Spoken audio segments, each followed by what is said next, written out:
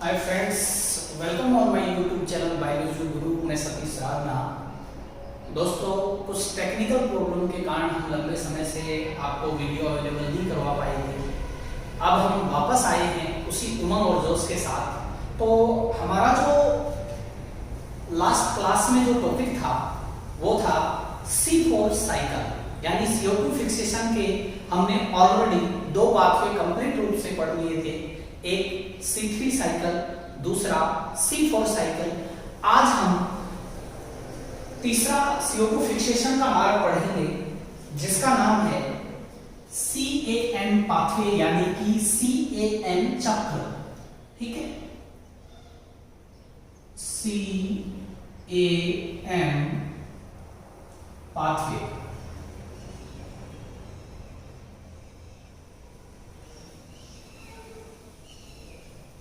ठीक है फ्रेंड्स, तो आज हम बात करने जा रहे हैं CAM पाथवे की। ठीक है, सबसे पहले बात करते हैं CAM जो पाथवे है ये किस प्रकार के प्लांट में CO2 फिक्सेशन का मार्ग है, यानी कि CO2 को ग्लूकोज में कन्वर्ट करने का मार्ग है। तो सबसे पहले हम देखें तो जो स्कूलेंट जो प्लांट होते हैं, स्कूलेंट जीरोफाइट,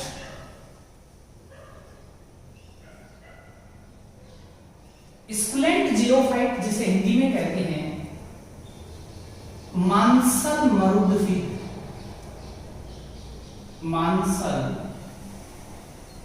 मृदभिद, ये जो प्लांट है ये ड्राई कंडीशन यानी अर्धशुष्क जो परिस्थितियां होती हैं उनमें मिलने वाले प्लांट हैं।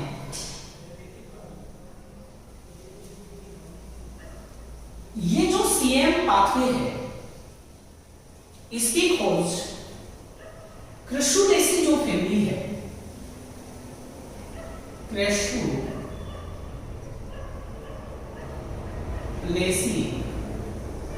Family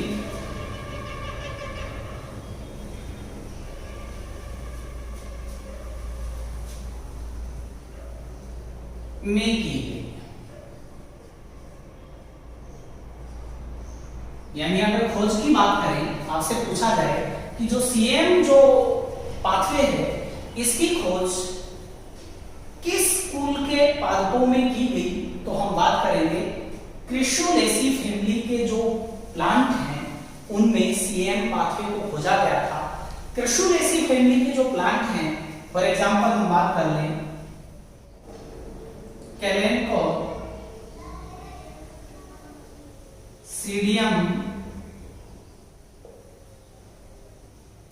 agave. ठीक, ये क्रेसुलेसी फैमिली के प्लांट हैं जिनमें CAM पाथवे CO2 फिक्सेशन का मार्ग है। इसके अलावा जैसे कैक्टस है, और कैक्टस में हम एग्जांपल बताएं आपको ओपेंसिया है, ओपेंसिया यानी कि नागफनी,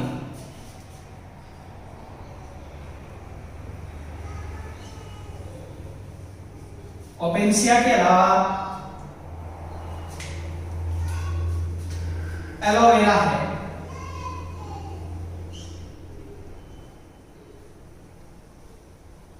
ग्वारपाठा,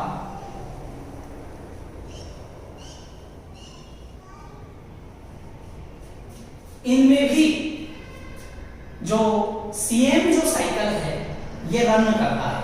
अब देखिएगा जिस प्रकार से C4 प्लांट जो है वो अपने आप को नेचर में इस प्रकार से मॉडिफाइड करते हैं कि उनमें इजी वे में CO2 का फिक्सेशन हो जाता है।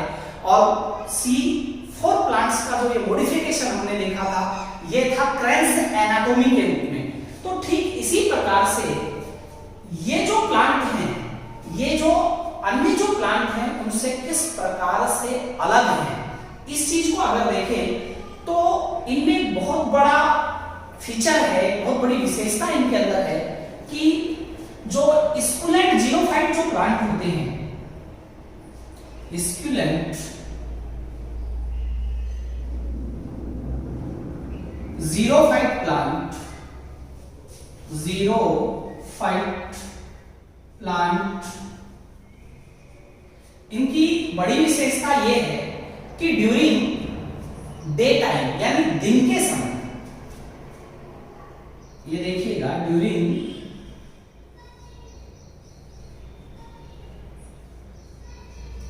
डे टाइम यानी दिन के समय, तो दिन के समय ये अपने जो स्टोमेटा है, स्टोमेटा उनको कर देते हैं क्लोज। जी हाँ दोस्तों, स्टोमेटा को क्या कर देते हैं, स्टोमेटा को कर देते हैं क्लोज। कब? ड्यूरिंग डे टाइम, ठीक है। अच्छा, अब अगर बात करें ड्यूरिंग नाइट टाइम की, तो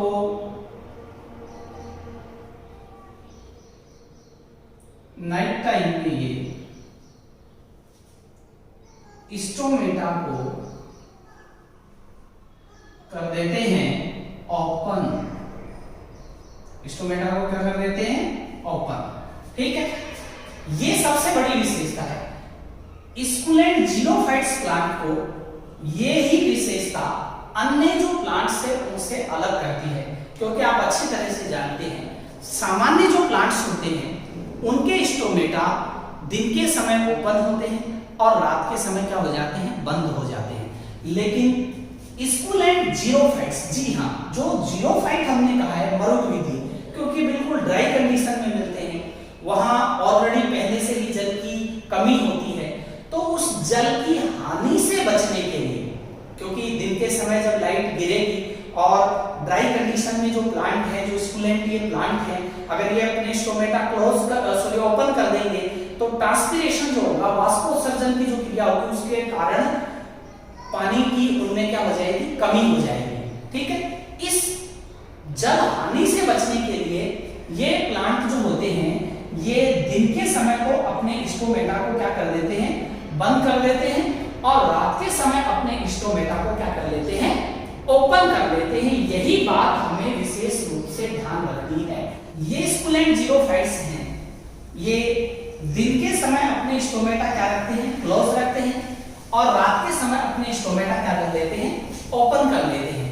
तो ऐसी स्थिति में ड्यूरिंग नाइट टाइम जब स्टोमेटा इनमें क्या रहते हैं, ओपन रहते हैं, उस समय इनमें प्रोसेस होती है जिसे कहते हैं एसिडिफिकेशन। क्या कहते हैं जी,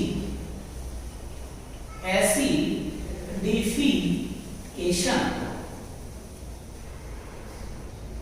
जिसे हिंदी में कहते हैं अम्लीकरण। अम्लीकरण क्या मतलब होता है इसका? इसका सीधा सा मतलब यही होता है, जब स्टोमेटा ओपन रहेंगे तो ये जो प्लांट हैं ये CO2 लेकर के, और रात के समय यानी ड्यूरिंग नाइट टाइम जब स्टोमेटा ओपन रहेंगे उस समय ये कुछ कार्बनिक अम्लों का निर्माण करेंगे। किसका निर्माण कर लेंगे? कार्बनिक अम्लों का निर्माण करेंगे, कार्बनिक कंपाउंड्स का फॉर्मेशन करेंगे। वो प्रोसेस कहलाती है एसिडिफिकेशन, ठीक है। अब क्या होता है, अब रात के समय ये CO2 को कार्बनिक अम्लों के रूप में स्टोर कर लेंगे। ड्यूरिंग डे टाइम क्या होगा, जब स्टोमेटा क्या हो जाएंगे, क्लोज हो जाएंगे, ठीक है। उस स्थिति में इनमें प्रोसेस होगी जो जस्ट इसका अपोजिट होगी, जिसे कहते हैं डी एसिडिफिकेशन। क्या कहते हैं? D acidification.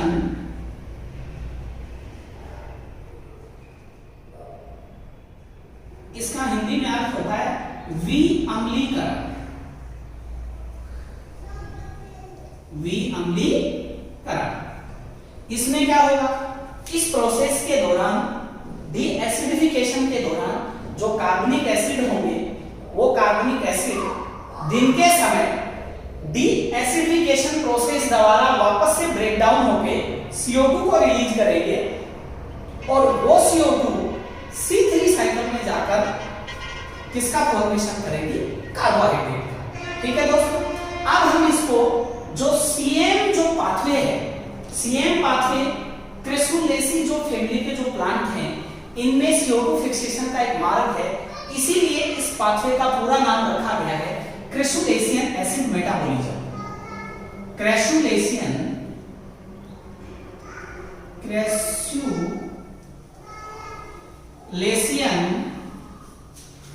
एसिड मेटाबॉलिज्म, ठीक है। इसका पूरा नाम क्या है इस पाथवे का? क्योंकि ये क्रेसुलेसी फैमिली में खोजा गया था, इसीलिए इसका नाम रख दिया क्रेसुलेशियन एसिड मेटाबॉलिज्म, ठीक है। अब हम उस पाथवे के द्वारा इस प्रोसेस को समझते हैं। वायुमंडल से जो CO2 है वो कहां एंटर करेगी? मेसोफिल सेल में, ठीक है। यहां C4 प्लांट की तरह ही CO2 का जो प्राइमरी एक्सेप्टर है वो होता है PEP यानी फास्फोइनोल एसिड, ठीक है। अब आपको पता है कि जो CO2 जब मेसोफिल सेल में जाएगी तो मेसोफिल सेल का जो कोशिका द्रव्य होता है उसमें ये CO2 रिएक्ट होगी किसके साथ? H2O के साथ, ठीक है। किसका फॉर्मेशन करेगी? ये फॉर्मेशन कर लेगी H2CO3 यानी कार्बोनिक अम्ल का, ठीक है। यहां एक एंजाइम काम आता है जो दुनिया का सबसे फास्टेस्ट एंजाइम है, कार्बोनिक एनहाइड्रेज। तो कार्बोनिक एनहाइड्रेज की प्रेजेंसी में कार्बोनिक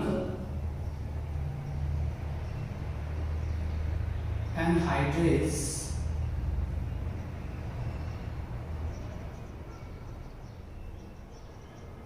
इस एंजाइम की उपस्थिति में कार्बोनिक अम्ल बनता है। अब ये कार्बोनिक अम्ल जब ब्रेक डाउन होगा यहाँ तो ये बनाएगा प्रोटॉन प्लस बाइकार्बोनेट आयन, ठीक है, HCO3 माइनस। अब मैंने कहा ये चाहे C3 प्लांट हो, चाहे C4 प्लांट हो, चाहे CAM प्लांट हो, उनमें CO2 हमेशा चाहे कोई भी प्राइमरी एक्सेप्टर हो उसे बाइकार्बोनेट आयनों के रूप में ही प्राप्त होती है, ये ध्यान रखना, ठीक है। तो अब हम यहाँ बात करेंगे, मैं अभी बता रहा था कि CM जो प्लांट होते हैं उनमें भी C4 की तरह जो CO2 का प्राइमरी एक्सेप्टर है वो कौन है? PEP। कौन है? PEP 3 कार्बन वाला होता है, ठीक है, फास्फोइनोल पायरुविक एसिड। अब ये जो PEP है ये इस CO2 को लेकर के और कौन से एंजाइम की उपस्थिति में, यहां एंजाइम होता है पेप्को, यानी कि फॉस्फोइनोल पायरुविक कार्बोक्सिलेज एंजाइम, इस एंजाइम की उपस्थिति में और किसका फॉर्मेशन होता है? यहां फॉर्मेशन हो जाता है 4 कार्बन वाले ऑक्जेलो एसिटिक एसिड का, ठीक है दोस्तों, ठीक है। अच्छा, इसके बाद क्या होगा? ये जो ऑक्जेलो एसिटिक एसिड है, ये ऑक्जेलो एसिटिक एसिड जो 4 कार्बन वाला होता है, ये डिहाइड्रोजिनेज एंजाइम की उपस्थिति में, कौन से एंजाइम की उपस्थिति में? डिहाइड्रोजिनेज एंजाइम की उपस्थिति में, और किसका फॉर्मेशन करता है? ये फॉर्मेशन करता है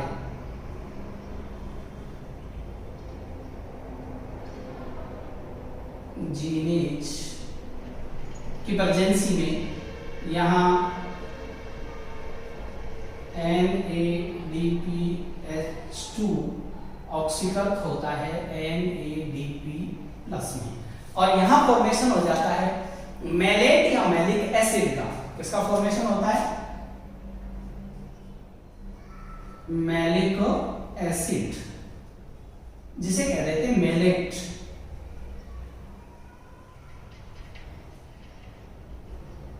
ठीक है दोस्तों, एक ही बात, ठीक है।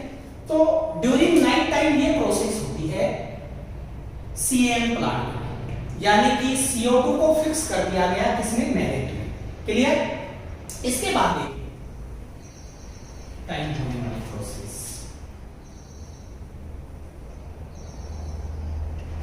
अब ड्यूरिंग डे टाइम क्या होगा?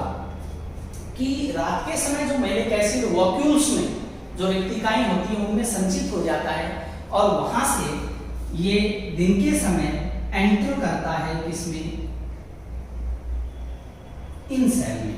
ठीक है, अब दिन के समय क्या होगा, दिन के समय ये मैलिक एसिड, मैं शॉर्ट रूप में लिख देता हूं Na मैलिक एसिड, ये malic acid during day time light की प्रेजेंसी में ब्रेक डाउन होगा। ठीक है, और जब ये लाइट की प्रेजेंसी में ब्रेक डाउन होगा तो या तो CO2, ठीक है, और दूसरा यहां बनेगा, ये 4 कार्बन वाला है, CO2 निकलती है, ये 3 कार्बन वाले पाइरुविक एसिड, Pa का मतलब है 3 कार्बन वाला पायरिक एसिड, इसमें चेंज हो जाता है।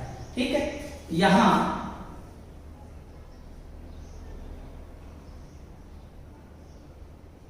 NADP अपचयित हो जाता है NADPH2।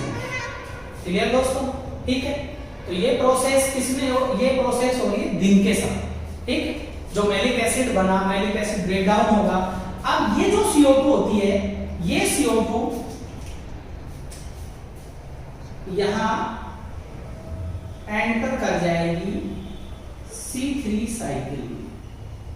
ठीक है, किसमें एंटर कर गई, C3 साइकिल में, और यहां किसका फॉर्मेशन हो जाएगा, जैसे आप पहले से पढ़ते आ रहे थे, C6H12O6, यानी किसका फॉर्मेशन हो, ग्लूकोज का। अब इस पायरिक एसिड का क्या होगा, ठीक है, ये जो पायरिक एसिड है, ये पायरिक एसिड यहां से रीफॉर्मेशन के लिए चला जाता है। ठीक है, और किसका रीफॉर्मेशन करेगा, ये रीफॉर्मेशन करता है किसका, फॉस्फोइनोल पायरिक एसिड का। ठीक है,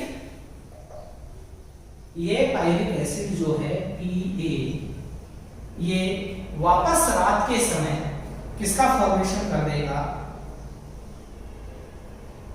जो CO2 का प्राइमरी एक्सेप्टर है, जिसे कहते हैं फॉस्फोइनोल पाइरुवेट, इसका फॉर्मेशन कर देता है।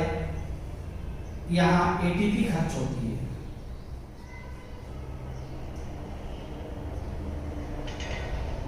Inorganic phosphate. ठीक है दोस्तों, वापस से किसका फॉर्मेशन हो गया, PEP का। तो ये प्रोसेस CAM पाथवे प्रोसेस है, जिसमें सीधा सा मतलब यही है, जब रात के समय स्टोमेटा क्या रहेंगे, रात के समय स्टोमेटा ओपन रहेंगे, CO2 एंटर करेगी, CO2 का प्राइमरी एक्सेप्टर है फॉस्फोइनोल पाइरुवेट, पेप्को की प्रेजेंसी में इसे ऑक्जेलो एसिटिक एसिड में चेंज कर देता है। ऑक्जेलो एसिटिक एसिड का रात के समय डिहाइड्रोजिनेज जब होता है, डिहाइड्रोजिनेज की प्रेजेंसी में मैलिक एसिड में फॉर्मेशन होता है। ठीक है, अब ये मैलिक एसिड रात के समय वैक्यूल्स में स्टोर हो गया, रेक्टिकाओं में।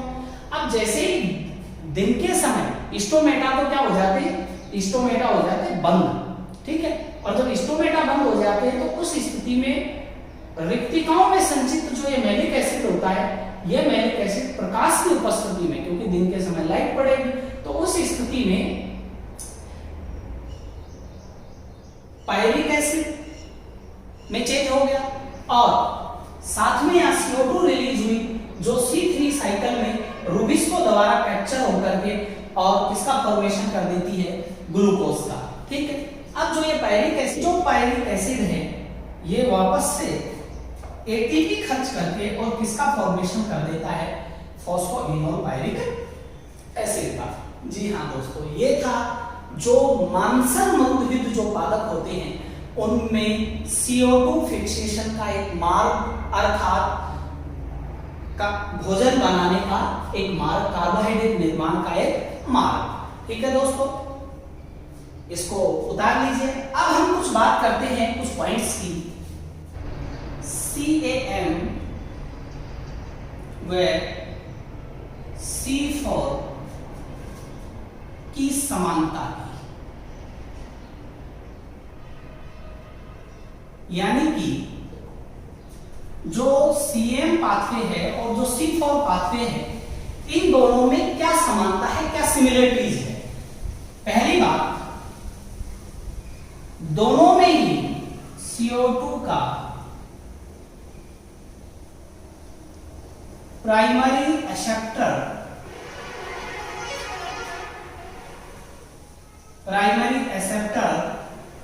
क्या होता है दोस्तों,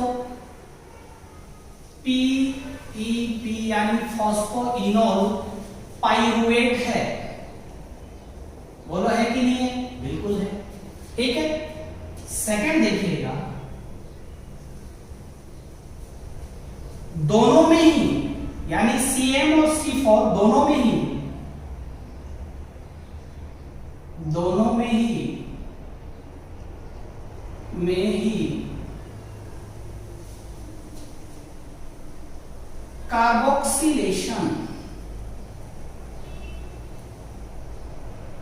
कार्बोक्सिलेशन दो बार होता है। जी हां, दो बार होता है। अभी देखा आपने CM में रात के समय जब आपने देखा कि जो पेप्को एंजाइम है वो CO2 को PP के साथ ऐड करता है। इसी प्रकार से जो मीजोफिल सेल थी C4 प्लांट में, वहां भी एक बार कार्बोक्सिलेशन हुआ, जिसमें क्या हुआ कि CO2 ऐड हुआ। दूसरा कार्बोक्सिलेशन कहां होता है? C4 में तो बंडल सीट सेल में जब मैलिक एसिड ब्रेक डाउन होता है तो CO2 रूबिस्को की प्रेजेंसी में जाकर ऐड होती है PEP में, वो दूसरा कार्बोक्सिलेशन। यहां अभी हमने देखा दिन के समय जो CM प्लांट में जो CO2 ऐड हुई C3 साइकिल में जाकर के रूबिस्को के साथ, तो ये सेकंड कार्बोक्सिलेशन है। तो ध्यान रहे दोनों में ही कार्बोक्सिलेशन कितनी बार होता है? दो बार होता है। तीसरा पॉइंट देखिएगा, एक ग्लूकोज को फिक्स करने के लिए, एक ग्लूकोज बनाने के लिए एक अणु ग्लूकोज निर्माण के लिए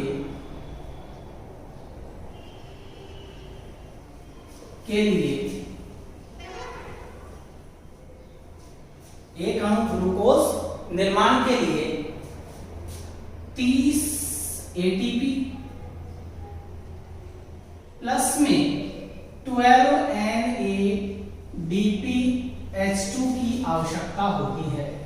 बोलो होती है कि नहीं होती? ठीक है, दोनों में होती है ना?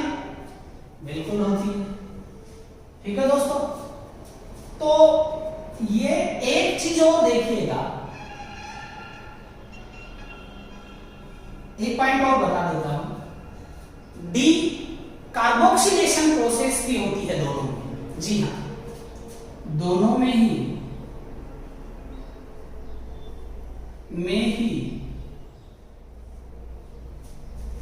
डी कार्बोक्सिलेशन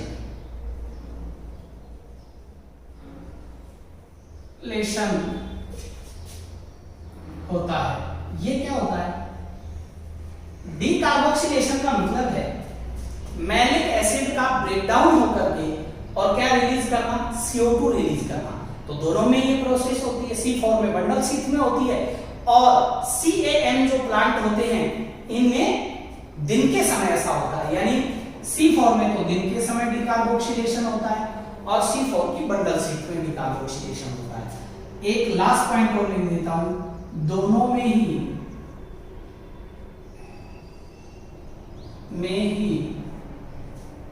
पेप्को व रूबिस्को दोनों साथ साथ काम करते हैं या दोनों उपस्थित होते हैं। जी हां, ये दोनों एंजाइम उपस्थित होते हैं।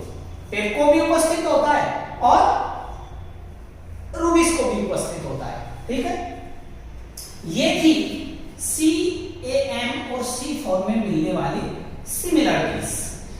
अगर इन दोनों में विभिन्नता की बात करें, ठीक है, हेडिंग हम लिख लेंगे CAM व C4 में अंतर इसकी बात करें तो सबसे पहला तो ये CM में दिन के समय अपने स्टोमेटा क्लोज हो जाते हैं, जबकि रात के समय क्या रहते हैं, ओपन, जो अभी हमने पढ़ा था।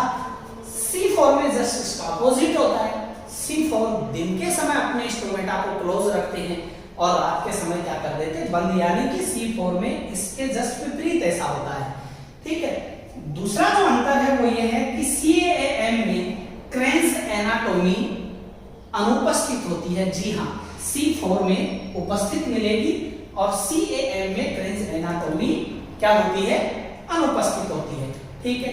सेम इसी प्रकार से यहाँ C3 और CAM में समानता है और दोनों में समानता यही है कि इन दोनों में जो क्रेन्स एनाटोमी होती है ये अनुपस्थित होती है। C3 में भी नहीं होती और CAM में भी क्रेन्स एनाटोमी नहीं होती है, क्योंकि C4 में होती है।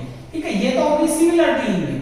अब इन दोनों में अंतर की अगर बात की जाए तो अंतर को देखें हम तो C3 में प्रकाश संश्लेषण, फोटो रेस्पिरेशन की जो प्रोसेस है वो प्रेजेंट होती है। जो प्लस साइन यहाँ मैंने बना रखा है, ये प्लस साइन बताता है कि C3 में फोटो रेस्पिरेशन प्रेजेंट होता है, जबकि CAM में फोटो रेस्पिरेशन क्या होता है, नेगेटिव ये साइन है, ये बताता है एब्सेंट को, कि इनमें अनुपस्थित होता है। ठीक है दोस्तों, तो ये था आज का हमारा टॉपिक CAM पाथवे। उम्मीद करता हूं आपको बेहतर ढंग से समझ में आया है। वीडियो को ज्यादा से ज्यादा लाइक करें, शेयर करें, सब्सक्राइब करें और अपने अधिक से अधिक दोस्तों तक इस वीडियो को पहुंचाएं। Thank you so much.